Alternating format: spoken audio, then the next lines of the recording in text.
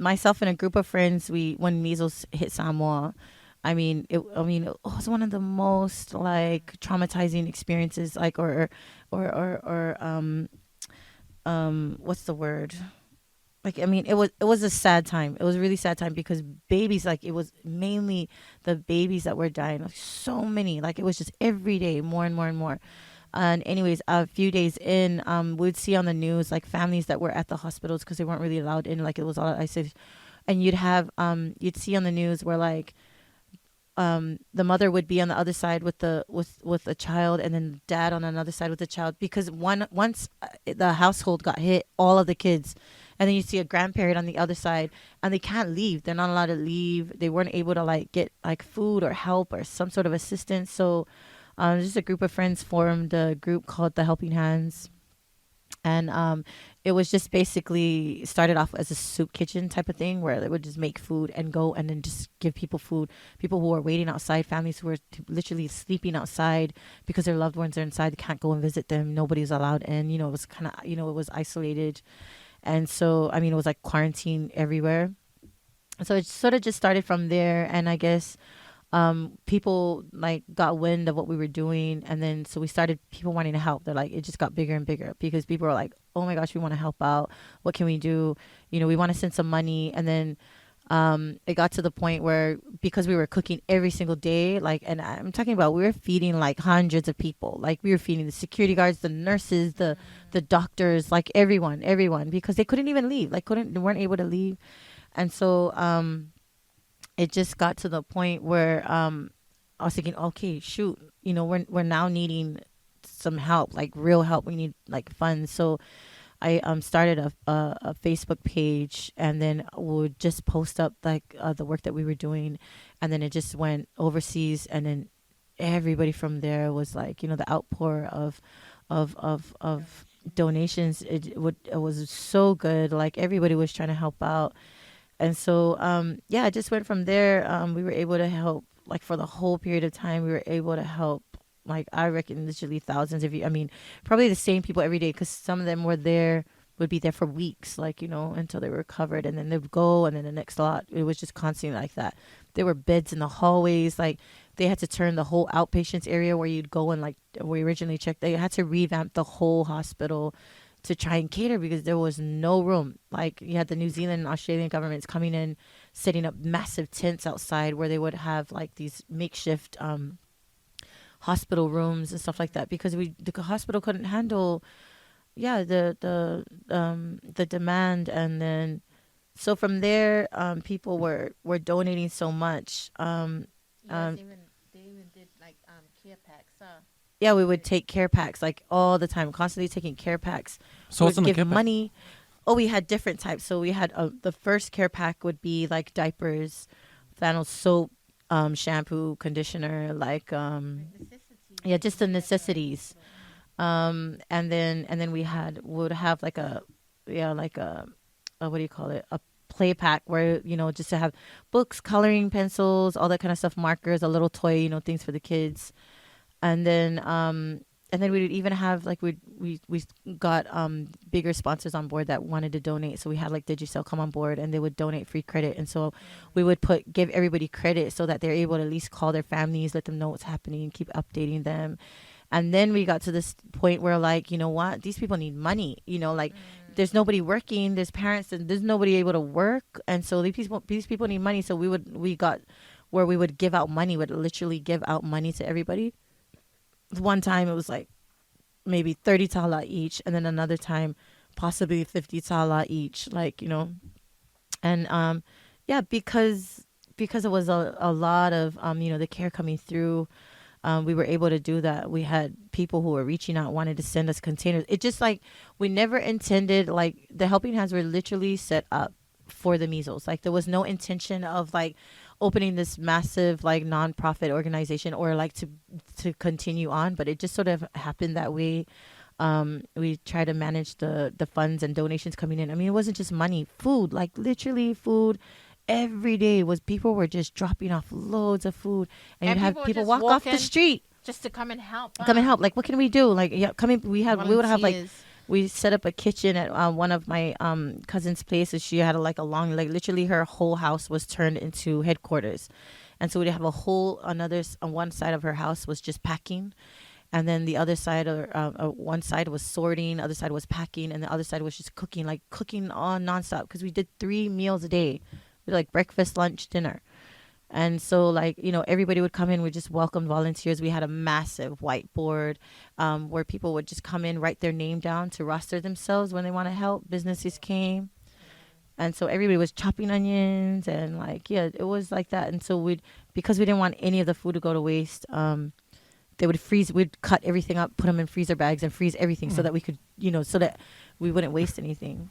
So it got to that point where you just had like in abundance. Too much yeah. things. It was too much. Yeah. Yeah. And so there's a few times where I stopped, like, please, like, we stopped donations for food. Like, I'm trying to reach out and say, look, we want to use as much as we can of what we have. We don't want anything to go to waste. So we're just holding off on donations right now, but you can still come in and help if you want.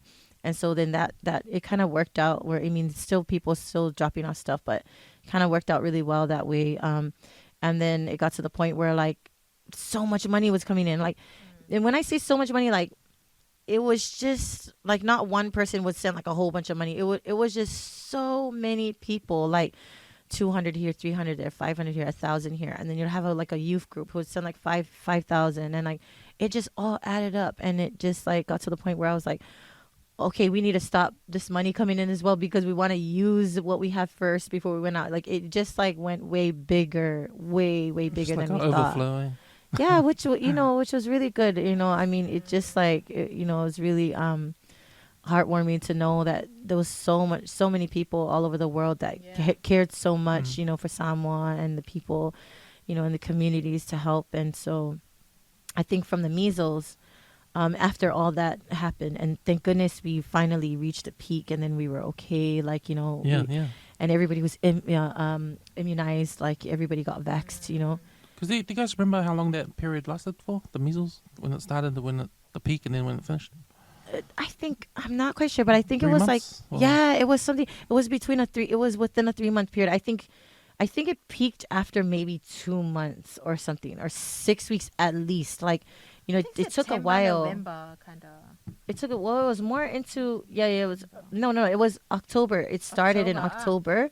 And then I think it went into Christmas, because I remember we were going and giving Christmas. Oh yes, it did. Remember, because we did the donation. Yeah. That's right. Yeah, that's right. November, So, December. It went into December. Yeah. We did. Sorry. Because we had to go and give.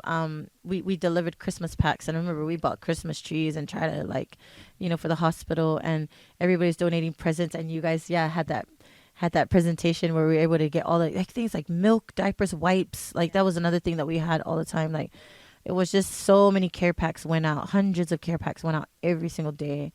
And so, yeah, it was nice seeing the community all rally together. There was so many other organizations that were able to help as well. So it was really good. And then we thought we were, like, good, after all that. Like, Samoa was really, like, it was a sad place to be. And then, there was like this light at the end of the tunnel where things were finally, better.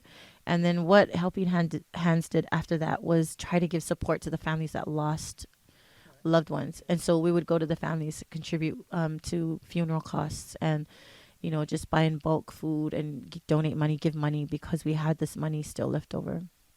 And so from there, we realized, because we had all this money, we figured that we would just hold on to it, and then we would, like, be like one of those, Avengers Assemble type of thing. Like, if any pandemic or anything happened in Samoa, that we were able to regroup, and then we had the funds there to help out.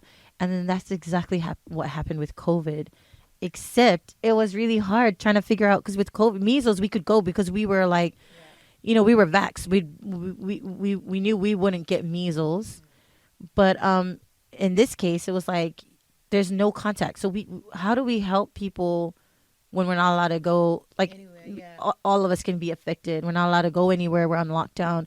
We're not allowed to go. It just would put our volunteers at risk. So I think the team got together to try and figure out how we could reach out and help people without coming into contact with anybody. And the cash power seemed The like next, the most, the next next thing to best do. thing. Like Yeah. it was the most logical thing to do because we could do all of that online. Like we could communicate on our phones or emails or whatever, sending lists out to, Mina Supermarket, Shirley and Diane and the team. Like they were like, yeah, we can do we can process the cash power. You just send it to us and we'll do it after hours.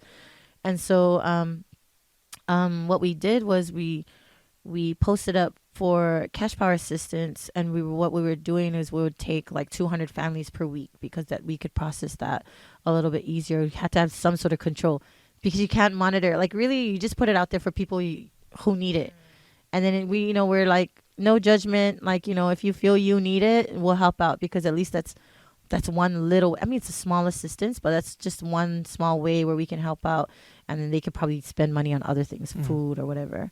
So that money comes from the same people that donate to Yeah, so that money, measles.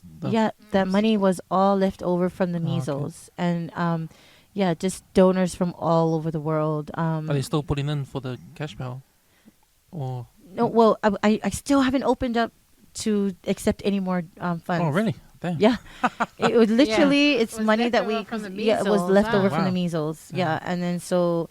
Like I said, we were like hoping. I think it actually came in a good time because Yeah. when we went on lockdown, remember we just everyone was like panicking, like oh my gosh, like lockdown. Everyone stopped working except for essentials, and then we had those people that work for the government and for the private sector and all that, like. Okay, no job for a week, 2-3 weeks, I think. So many Yeah. out of work. Like everyone out of how are they How are they gonna survive? for their families, and so I think Helping Hands really came out, like helped with getting assistance with power, and because at that time there were some people, I mean I think the government people still got paid, right? The government workers would have still gotten paid, but everyone the else private had to sector, close down. the private sector, it was like pretty much up to the business owner, if they were to, it wasn't like compulsory Compulsory. for them to actually pay their workers, so they were kind of like so but then again we've got so many families overseas, and there was so much, and that's why when we opened up those days that where we can go out and do shopping, The money You'll see. transfers. the banks and all the the lines of people, Queues like all people the way down the road. people were just sending money over to Trying to to help help out their their families, because it was like they were out of job, like and everyone was like, oh, how long is this gonna be, like Yeah. and so I think Helping Hands at the time, like they came in, and with the cash power assistance, that was that was really helpful to Yeah. the community. It was like it's meant to be, yeah. Like the Yeah. measles happened, you guys formed, and there's no reason for you guys to stop because there's always help needed, Yeah. Especially after when COVID started. Yeah. It was 6 weeks, Rena. 6 weeks lockdown. Really? Yeah, because probably Yeah, it was definitely 6 weeks. I know that because we were doing 200 families per week, and it went up to 6. We had 6 weeks, and then we added another 200 on top, a seventh list. Well, so we did. So what you would do is you would just give us your details on Facebook, just private message the Helping Hands page, and then you would go onto a list. And then once that list was maxed at 200, you would go on the next week's list. It was like that. And so we ended up going all the way up to 7 weeks. And then because so many families were messaging, and then it kind of got like, it kind of got to the point where, because people were expecting that once you send your details and you get your power straight away, and I'm like, no, you guys don't even understand. There are hundreds of people messaging. You just have to wait in the line. Like, they're like, when am I gonna get my cash power? It was some of them are like that, but it's like there's so many people messaging. You just have to try and get on that list. But once you're on that list, you're guaranteed you're gonna get the cash power. I just can't guarantee when you're gonna get it. Like, it's just we have to go in the order that where the names came through. And so by the end of it, just before we came, we were at list 7, and before, so that's 1,400 people. But then before that, we had already sent almost 200 names too. So we've helped out over 1,500 families with cash power assistance, and so which is really good. Like it was so close to 49,000 tala, and for an organization that was literally like money left over from, you know what I mean, we haven't really accepted, and so now we've finally opened up. We figured like, okay, this is gonna be a norm in Samoa. Now we're gonna start opening up to people. So if anybody's like listening to this and you guys feel like you want to donate, nothing, Helping Hands logo is nothing, is too small. And so yeah, please feel free to donate if you want to, because it actually goes a long way for so many people in the community. And so yeah, that's it.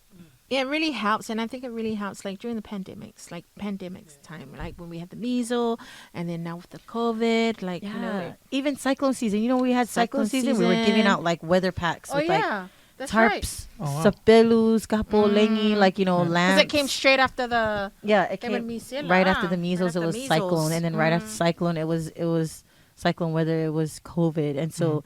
It was really good that because of so many people donating, that we were able to help so many families, with it. Yeah. So, and I we're so grateful, like Helping Hands, like, I mean, to the families that are overseas that like reached out and donated, like, they just saw the post that, and the work that they were doing. And then they, because I mean, there was a lot of assistance coming from the government, but that's the government, they get the government did their own thing. Get their own thing. But like, Helping Hands was like, man, it was like people were like donating from America, New Zealand, Australia, everywhere, even in Samoa. Like, so it was really an amazing. Japan, and all over the world. We're just. I mean, I think it comes down to, at the end of the day, that Samoa lofa, like we're connected. We're connected and we love our country. No matter where you stay, you're Samoan, like and something happens to your country, and then you just want to give and you just want to help. So. Yeah, so thank you to everyone out there that helped with Helping Hands. That's right. Let's keep it coming. Yeah. Keep it coming.